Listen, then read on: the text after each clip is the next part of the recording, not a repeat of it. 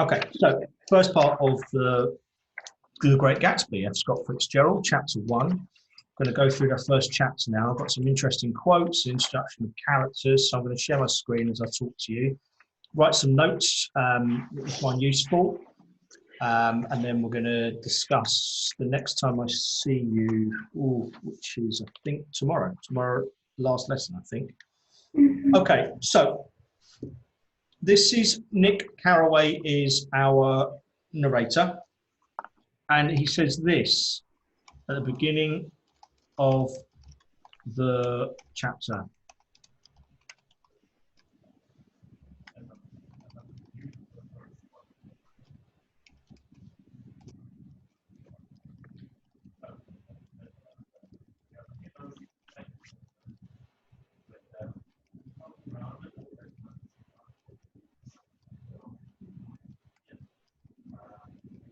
So he's talking about Gatsby. So he's saying that this man Gatsby, and it's quite interesting because Gatsby is this kind of mysterious figure, right? And he said there was something gorgeous about him.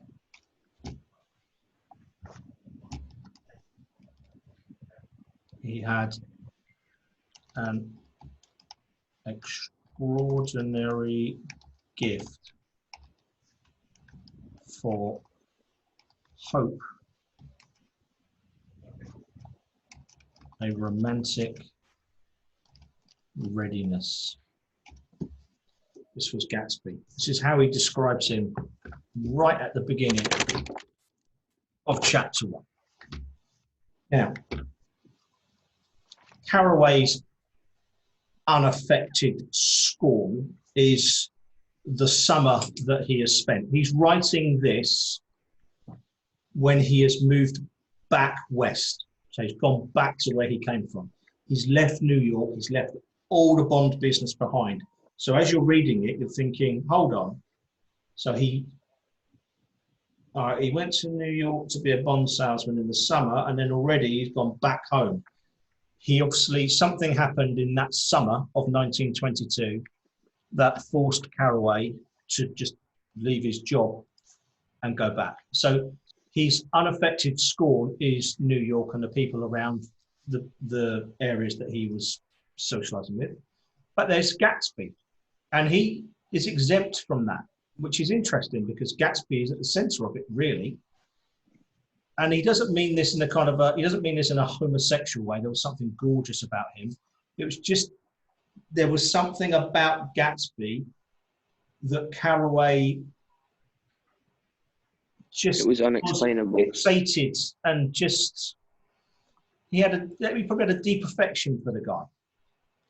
And he's saying Gatsby had an extraordinary gift for hope and a romantic readiness. As we read the novel, that will come back quite a lot. He really hopes, Gatsby really hopes everything will work out. And he's ready to be in a relationship.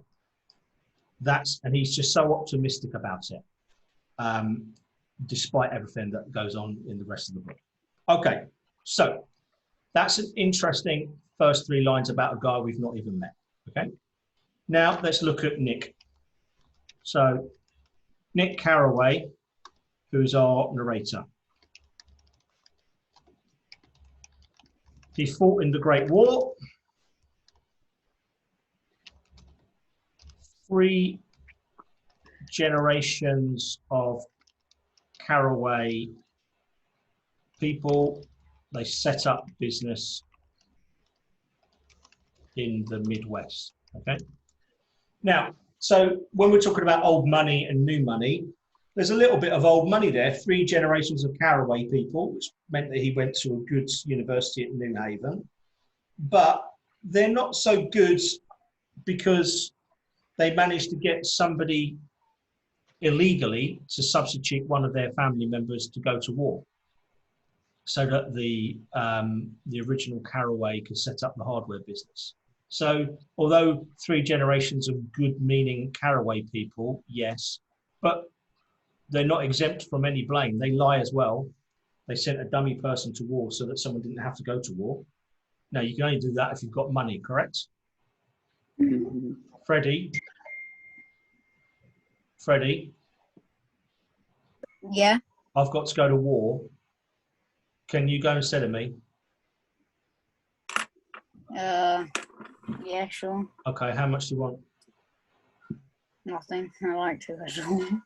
No, you have to. Give me, might be 500,000, might be 1 million. Someone's got to pay somebody something, haven't they? Yeah. For you to put your life on the line for somebody else, there must have been some sort of transaction. So they have money, and they have money. Father is funding Nick for a whole year. That's nice. So he pays rent and get his food. So they've got money, and he's found a cardboard, weather-beaten bungalow in West Egg. Yeah. Mm-hmm.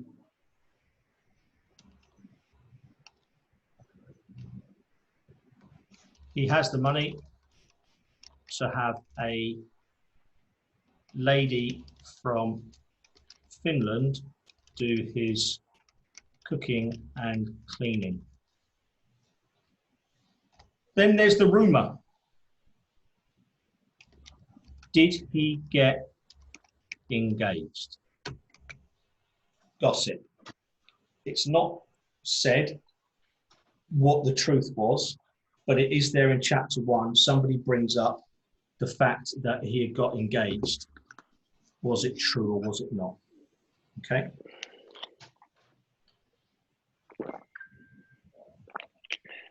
I'm going to just quickly do my little drawing of his house.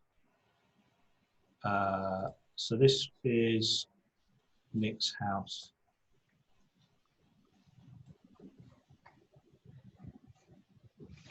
And it's right on the Sound. So it's right on the edge of West Egg. You can look out, walk down to the edge of the water, and you can look out over East Egg. This is Gatsby's house next door. Still a bit small, sir. This is what Gatsby's house looks like in comparison to Nick's. Okay, so Nick's got a very small little bungalow. Gatsby's got a huge mansion that's based upon Hotel de Ville in Normandy, so they say.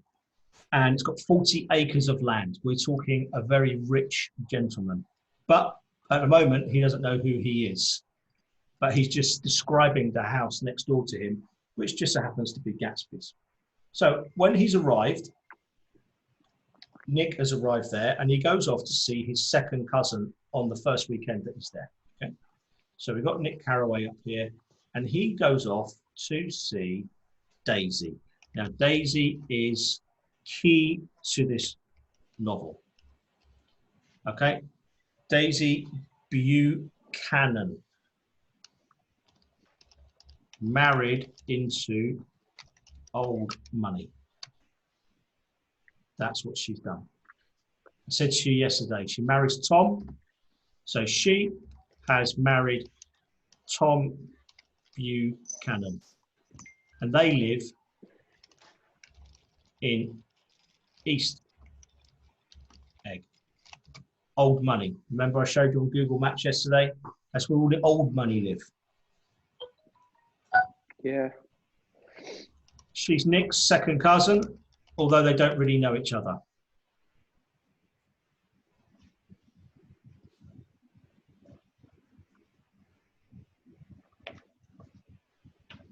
And they invite Nick round for dinner.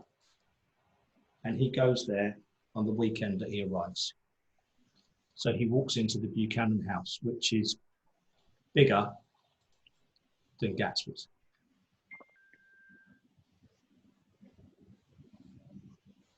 Bigger, really. Bigger. Older, bigger. Now, Tom is an interesting character in himself. We'll get onto him in a minute. Daisy is how do I put her? How do I explain what she's like? She is very self-consumed, All about herself.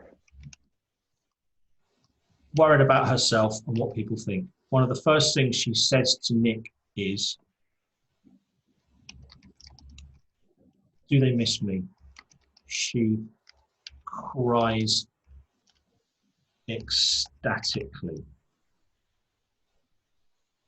She's talking about the people from his hometown. Do they miss me?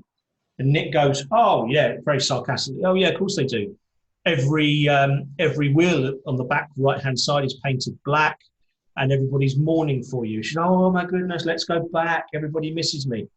She's only really worried about perception, how she's perceived right there. Mm. But she's not in a very good relationship. Okay? So she's not in a good marriage, as I mentioned to you yesterday. The description that Nick gives of her, he says, her face was sad and lovely. Interesting description of her. She's sad, but she's lovely. And she has this ability to whisper, just to mumble a little bit. So, and people have said she does it deliberately so they come closer to her. She's like not a temptress, but she likes the attention. So if she was speaking, she'd speak very softly so someone has to lean in and then she can get close to them. This is what she's like. And she enjoys winding up her husband. So she speaks about Tom. He's a big hulking brute of a man. She calls Tom hulking. Tom responds and says, "I don't like that word, hulking." So Daisy repeats the word hulking. She's doing it deliberately. Building up for a fight. She's doing it deliberately to wind him up. And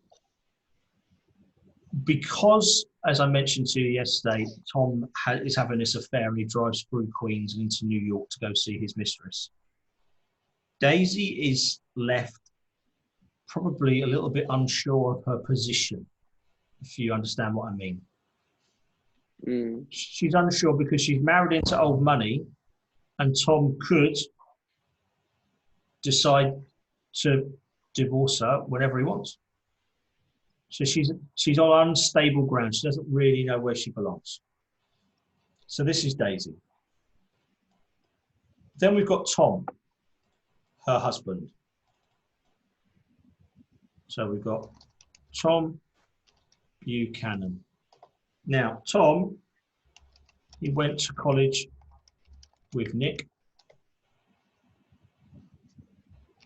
He was the best footballer at the college, and he was known nationwide for it. So he's been very popular all his life, and he demands it.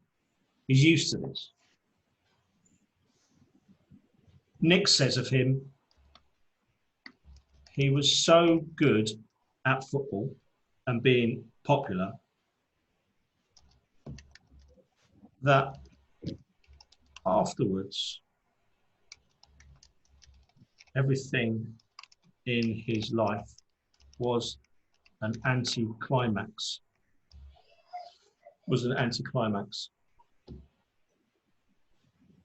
So he's saying by the age of 21, he had done so much that anything that he did after that time really wouldn't have reached the peaks that he did when he was 21. And that's a sad place to be living, isn't it? If you've made the best you're going to be is at 21 and you've got the rest of your life to lead, it's only downhill from there. So Nick thinks that that's how he lives his life. He is old money, he plays polo, and they travel around. A piece of gossip. They spent a year in France and they left suddenly. People don't know why. Okay.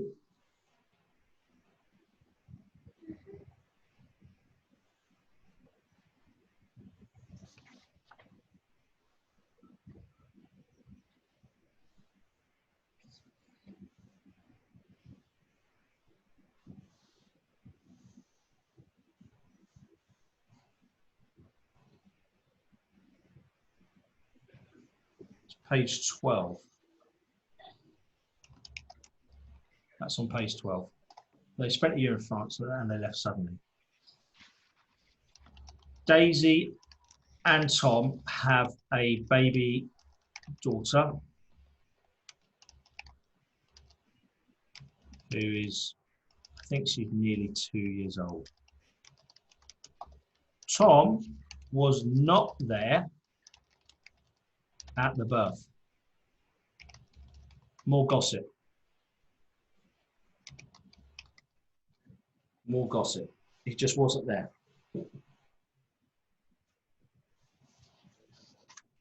Don't know why. The baby is born. Tom is not around. And she says of her daughter, she says this. Sorry, sir, my phone just disconnected. That's okay. I'm glad she is a girl. I hope she will be a fool. Which is interesting to say that she's had this girl that she's super proud of, without being looked after, maids, etc.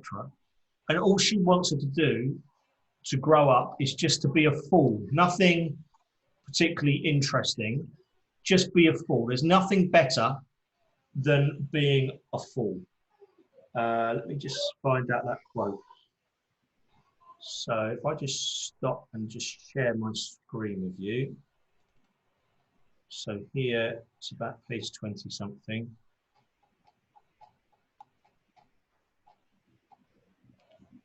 I'll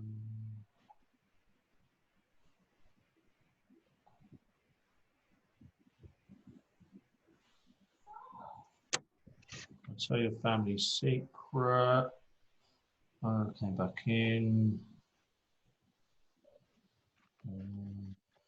There. Let's have a look.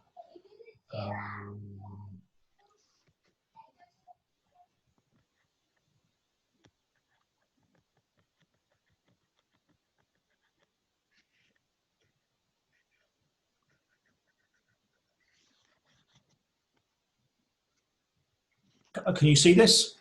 Here it says,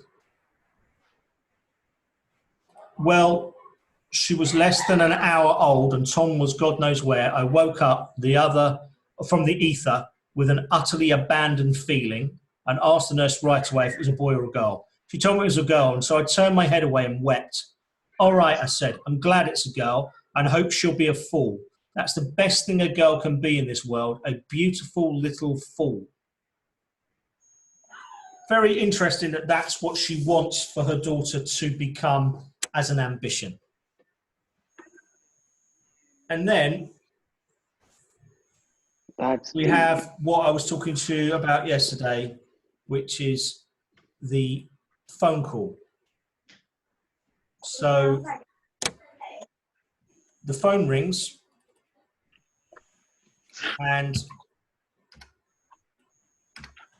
the butler comes in. Okay, so they're at the table having dinner, and there's another character in this called Jordan Baker, but at the moment she's just basically the gossip person telling Nick things he doesn't know.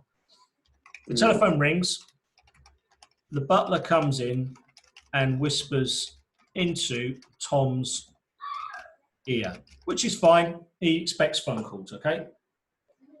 But he gets up from the table and leaves.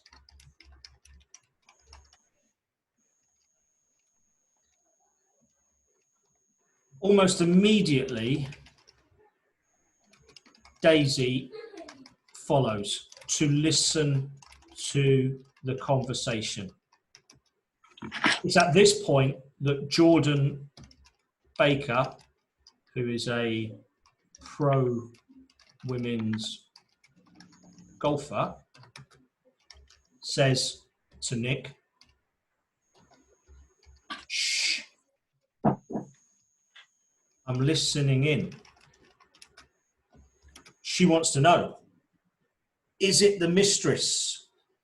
And she says to Nick, Tom has got some woman in New York. She might have the decency not to telephone him at dinner time. Interesting phrase.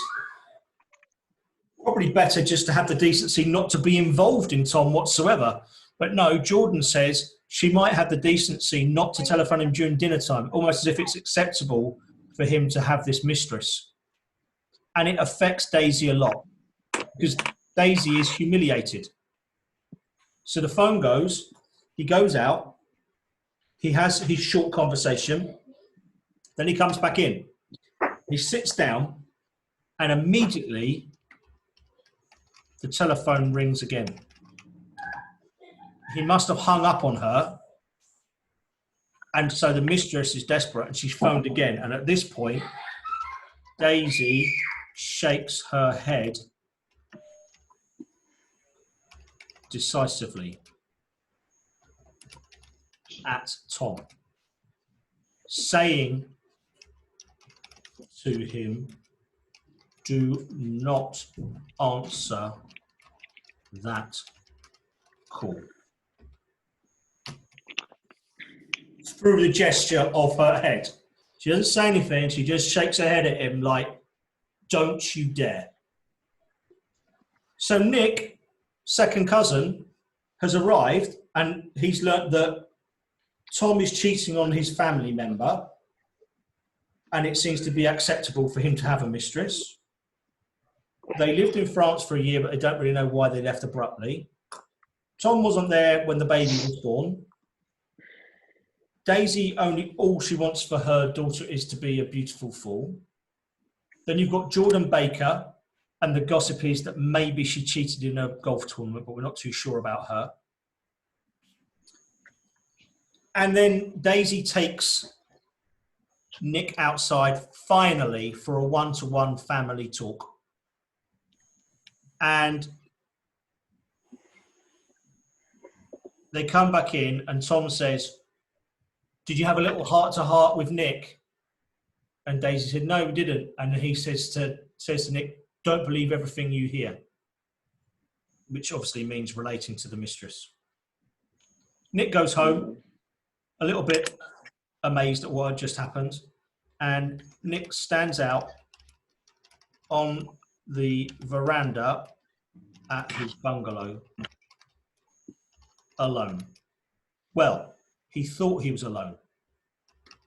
Then he notices a man in the shadows. It's Gatsby. He is holding his arms out towards East Egg, okay, across the sound, across the inlet. It looks like he's actually trembling, but maybe he's crying. Nick looks to where Gatsby is looking, and all he can see is a green light on the, I'll call it a river for you so you understand it, but really it's a sound. It's a body of water that's coming in. So he looks across and all he can see is a single green light. Yeah. Do we need to write all of this? No, I'm explaining it to you. Take notes when you can, because you need to read chapter 1 first. I know Luna's read it, but I'm just going over important points. So when you read chapter 1 today, the points that I've made, you'll pick up on it. Oh yeah, okay, Mr. Denton mentioned that. Okay, so don't worry. And I've recorded this. I've recorded this session, so I'll put it up on YouTube so you can watch it back. So at the beginning of the chapter, he mentions Gatsby. And at the end of the chapter, we meet Gatsby. But it's an interesting meeting of him because when you look at a novel and you look at a book, usually the introduction of the character is quite deliberate. And the introduction of Gatsby is in black, in the shadows, as a silhouette. Almost as if he isn't a real person, if you see what I mean. He's just a shadow. Does he really exist? Is he a dark figure? I don't know. But we've met Jordan Baker, Tom Buchanan, Daisy Buchanan, Nick Carraway. And in the next chapter, chapter 2, we will meet Tom's mistress and Tom's mistress's husband. And they go on to have quite a riotous party in New York. But Gatsby is not far away. So what I want you to do really is I want you to read chapter 1. I have some questions about chapter 1 that I will put up on Show My Homework that you can answer. And then I see you tomorrow, correct? Yeah. So if we can get those questions done for tomorrow, that'd be great. All right? Okay. Okay, great. Well done, guys. Bye. Bye.